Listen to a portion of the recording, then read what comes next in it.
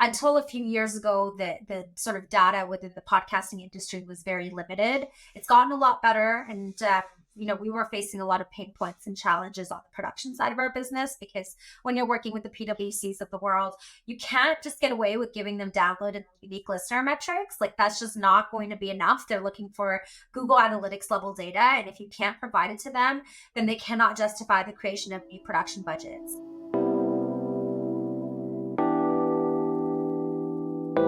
This is Podcast Perspectives, a show about the latest news in the podcast industry and the people behind it. I'm your host, Jeff Umbro, founder and CEO of the Podglomerate. Today, I am speaking with Fatima Zaidi, founder and CEO of Quill, the award-winning branded podcast agency. Quill specifically works with Fortune 500 companies like PwC, Microsoft, and Expedia, among many others. Last year, Quill also launched a new hosting and analytics platform called CoHost that has been providing brands with tailored demographic data for their shows. On the show today, we will dive into the idea of how to measure success for B2B podcasting, why Fatima launched a podcast hosting platform this late in the game, and we also spent some time digging into the Canadian podcast scene. Let's get to it.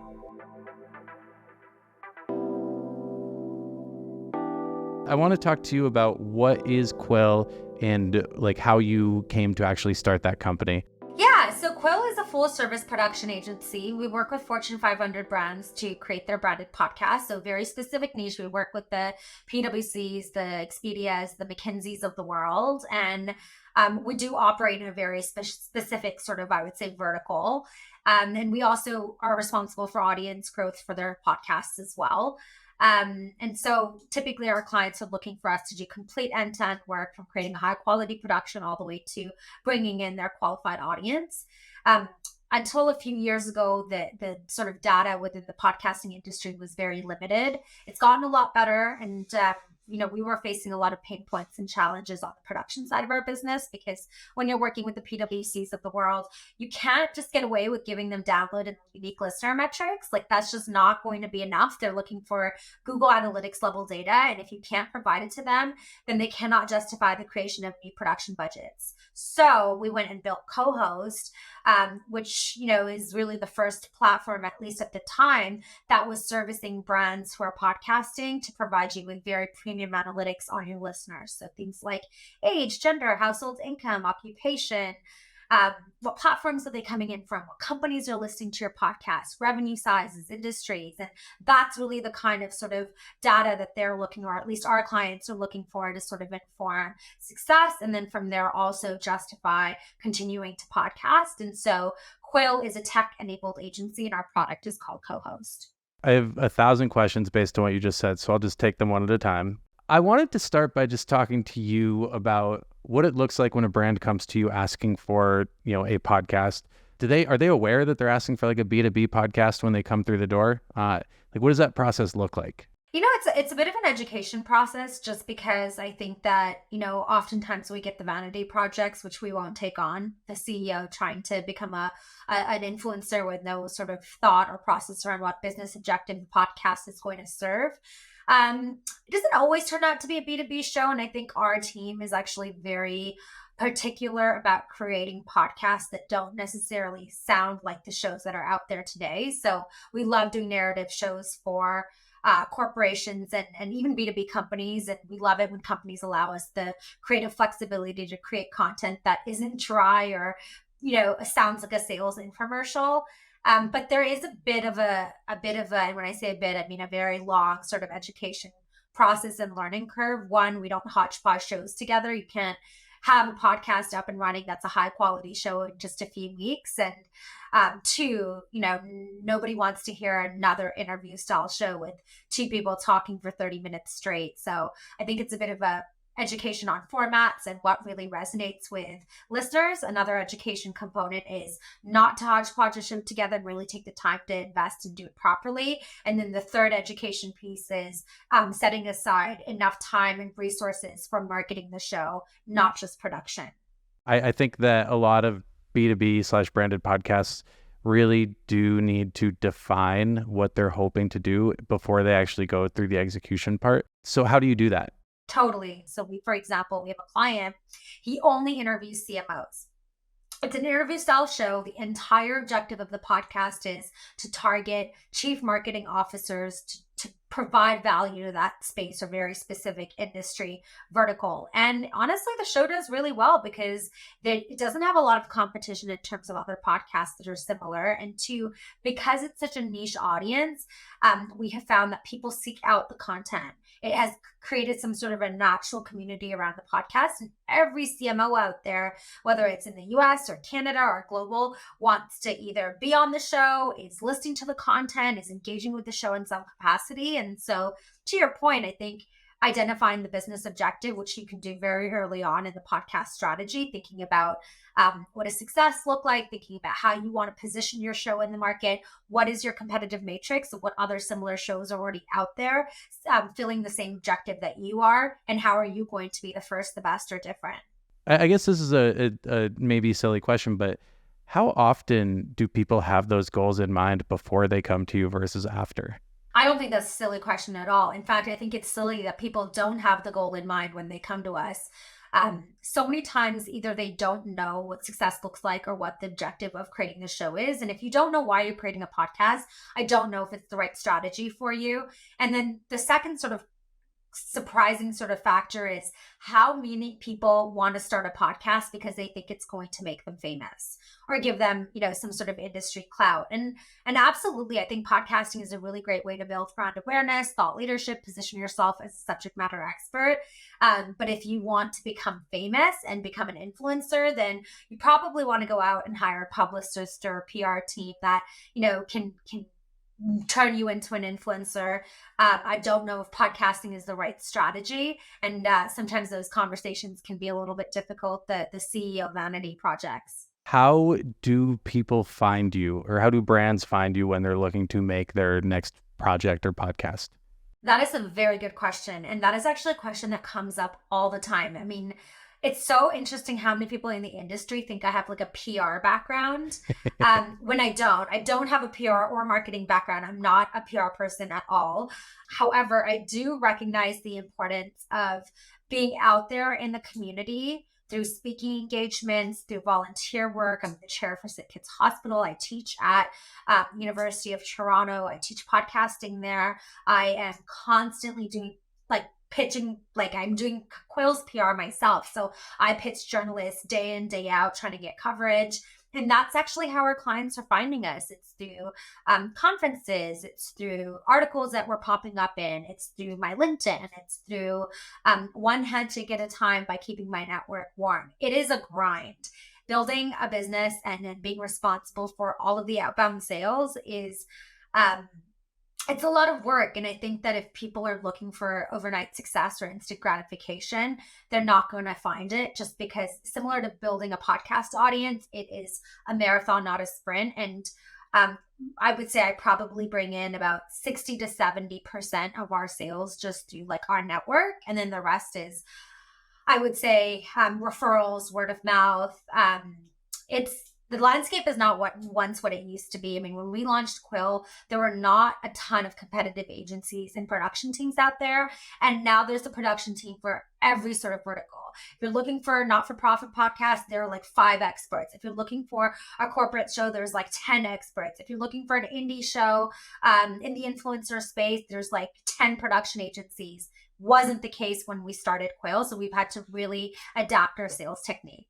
It's funny. My next question had to do with the marketing and audience development specialty that you have for B2B podcasts. I just read an article where you were talking about how this is a service that you provided for a long time as kind of a full stack asset or service to folks that you were helping to produce the podcast for.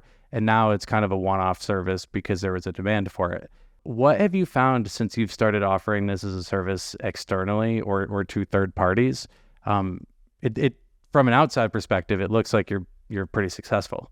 It's interesting because I feel like what we constitute as successful isn't necessarily what everybody else or brands constitute as successful. So if we have a brand that comes to us and says, we don't care about the qualification of the listener, we just want mass listener reach, we only care about the download count, we won't take that project on as a standalone, because you're better off just working with the ad sales networks directly. Like if you just want, 50,000 listeners brought to you over like a 2-week period, then go to Castbox, go to Player FM, go to Mopod. Like you should just work with them directly and they'll get you your numbers.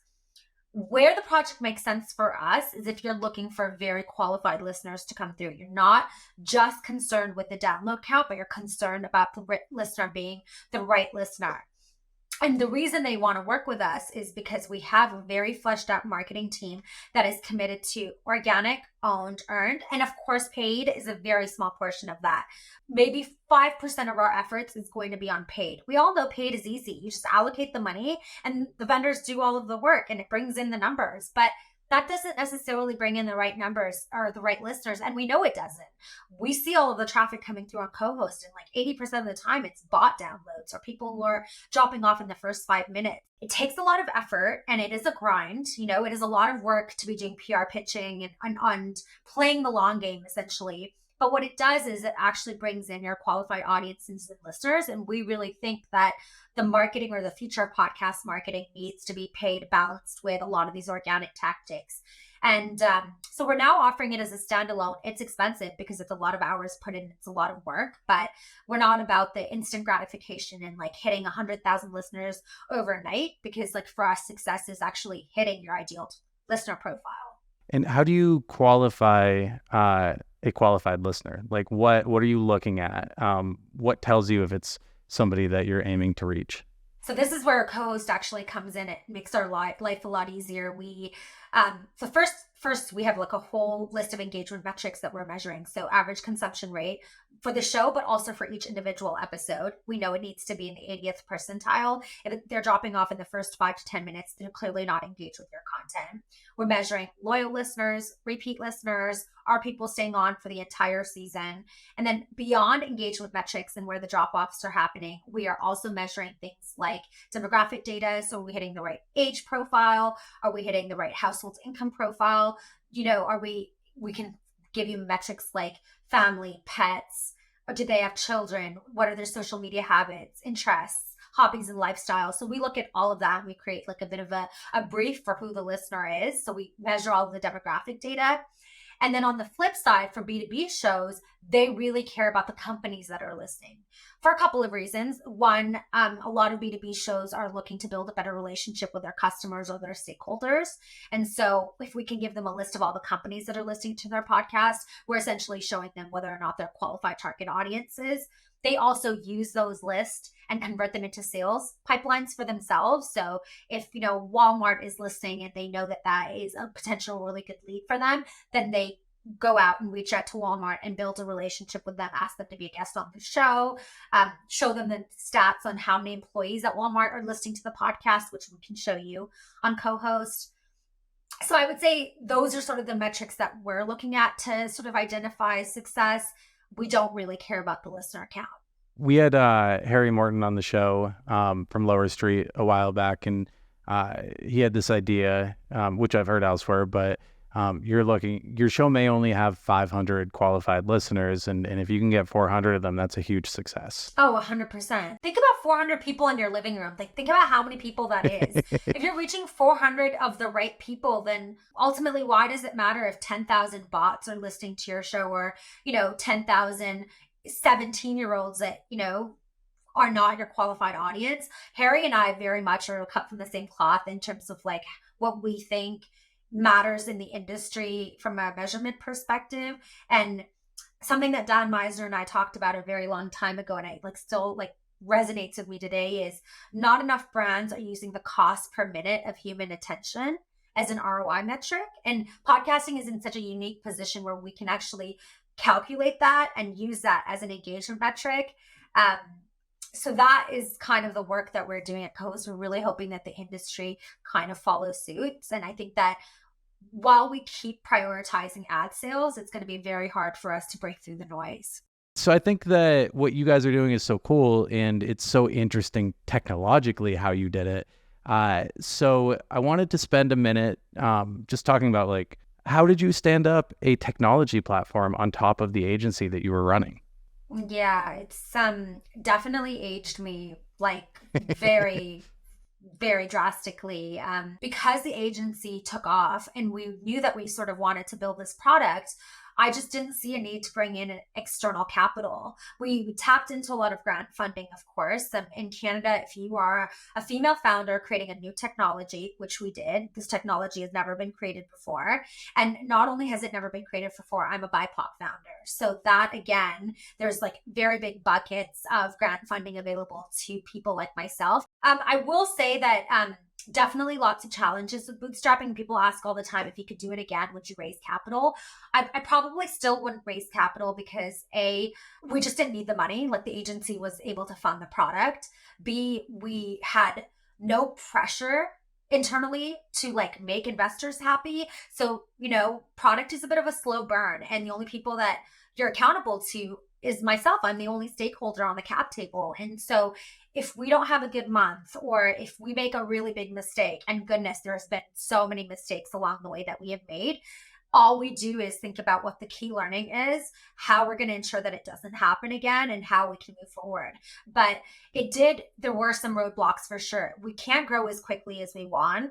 We're competing with the Casteds and the Megaphones of the world. We can't compete in the same playing field as them. They have way more runway to do what they can with their product. And then Megaphone is backed by Spotify.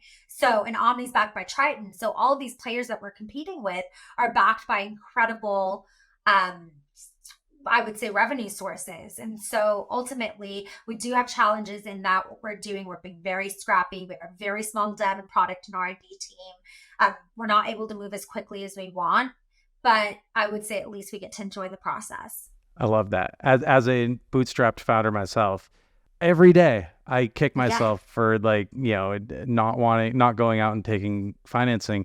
At the same time, I'm just like, wow, that's the best thing that you could have ever done for all of the reasons that you just articulated. Yeah.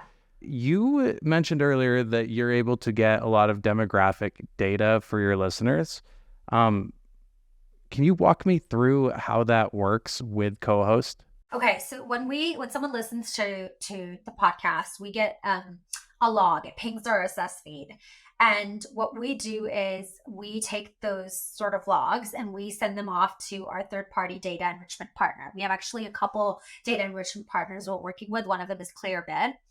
And what they do is they obviously identify the user agent, the location, the IP address, and then with census level data, they match who that person is and send us back the demographic data. And it's all automated. So we're not like sitting here manually taking spreadsheets and uploading it. When I say they send it back to our system and it displays directly within our platform. So typically both for B2B analytics, company level data and demographic level data, we work with third-party enrichment partners who with census level data matching are able to give us a verification on who that listener is and the profile of that person. There are a few competitors of yours where you can access similar data sets, and I've seen CoHost. I've done a demo. The data is similar, but also very unique. And it does give you, and I imagine most brands, like kind of the information that you are looking for specifically. You mentioned earlier, somebody who works at Walmart, for example, listening to the show. That's really valuable if your company is selling like shipping logistic optimization software or something. So it's a terrible example, forgive me, but no, actually, I think it's a great example because usually it is those examples. You are competing with folks like Omni or Casted or Megaphone. How are you convincing brands or anyone to use CoHost instead of one of those platforms? Not that it's not a better or worse product, but it is difficult to look at this bootstrapped company and say, I'm going to stick with those guys as opposed to this Spotify backed company.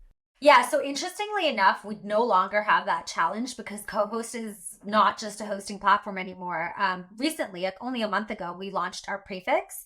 And so you can actually use an Omni or a Megaphone or a Libsyn or whatever and still use our product as a prefix. So similar to how brands were using Chartable as like an extension of whatever provider they were using, we're now operating in that space. Luckily, Chartable got acquired. They're sort of no longer in this space, and we've kind of come in and replaced whatever it is that they were doing before the acquisition happened.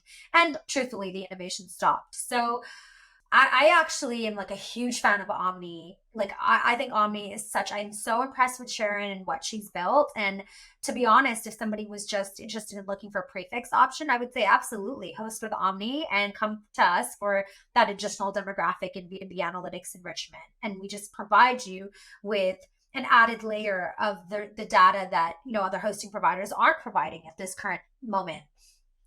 In terms of hosting, I would say you could definitely host with us. It's not a priority or mandatory. And in fact, we've been seeing that for political reasons, a lot of iHeartRadio is now a customer of ours, but they couldn't host with us because of course they own Omni. So they have to be on Omni, but they still wanted to use this as a prefix option. And, if you're like an indie podcast creator, for example, and you are looking to monetize on your show, and that is your prime sort of objective, then I actually wouldn't recommend CoHost for hosting. I would recommend that you go with an Omni or a Megaphone that have very robust ad plugin networks and dynamic ad insertion processes. We have those, but we're certainly not optimized for indie content creators. We are 100% built for brands, and monetization is not a priority for the brands that we are working with. So I think that it's less about how do we convince them and more so we serve a very specific market sector. And it's very clear that we are the sort of go-to platform for like Fortune 500 brands. If you fall into any other category, I will personally give you a list of recommendations on who you should be using outside of us. And luckily now we don't really have that challenge because of the prefix option.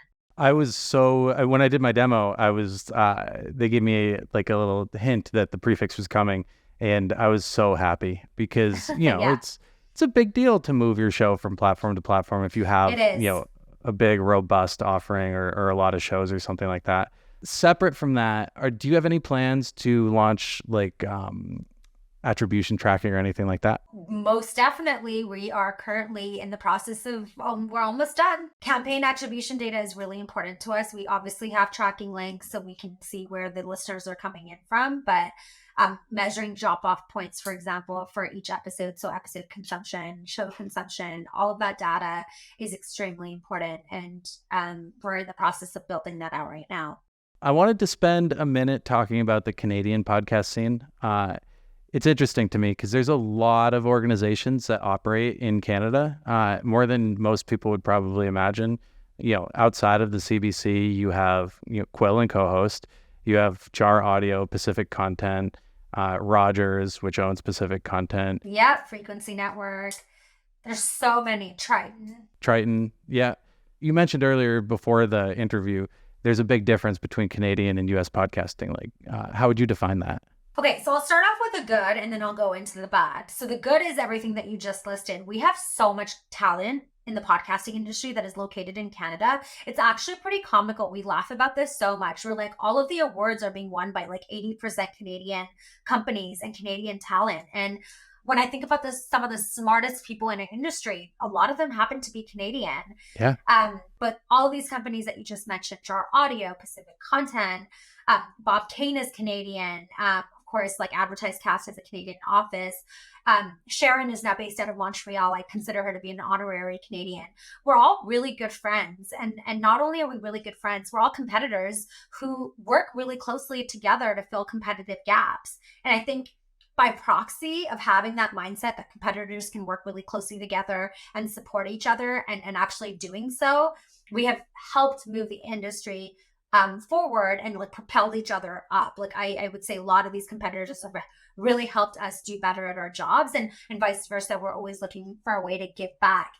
On the con side of the industry, I would say a lot of Canadian companies are doing the majority of their business in the US and globally because Canadian companies are very traditional compared to American companies. So even when I look at the genetic makeup of our customers, we're like 97% American and then 3% Canadian, mostly because Canadian companies don't want to make the investment that it's going to cost to do a show properly. And they would rather, like we talked about earlier, hodgepodge a show together or work with freelancers. So I think that's a really big detriment in this space, is that Canadian companies are very traditional, don't want to spend a lot, have smaller budgets, and also the market size. We're looking at 300 million Americans versus 30 million Canadians. And so by proxy of that, I would say the innovation has kind of been stagnated in Canada versus in the US. They're early adopters and willing to adopt the medium and also invest in the industry. And that's part of the reason that we're like half Canadian, half American. We have our sort of legs in both countries for that reason. But if it was truly just based on revenue and financials and our customer base, we would have been an exclusively American company and offshored a very long time ago. Thank you so much to Fatima for joining us on the show today. You can check out more about what she is up to at quillpodcasting.com. For more podcast-related news, info, and takes, you can follow me on Twitter at Jeff Umbro. Podcast Perspectives is a production of The Podglomerate. If you are looking for help producing, distributing, or monetizing your podcast, you can find us at thepodglomerate.com. Shoot us an email at listen@thepodglomerate.com or follow us on all social platforms at Podglomerate. This episode was produced by Chris Boniello and Henry Lavoie. And thank you to our marketing team, Joni Deutsch, Madison Richards, Morgan Swift, Annabella Penna, and Vanessa Ullman. And a special thank you to Dan Christo. Thanks for listening, and I will catch you next week.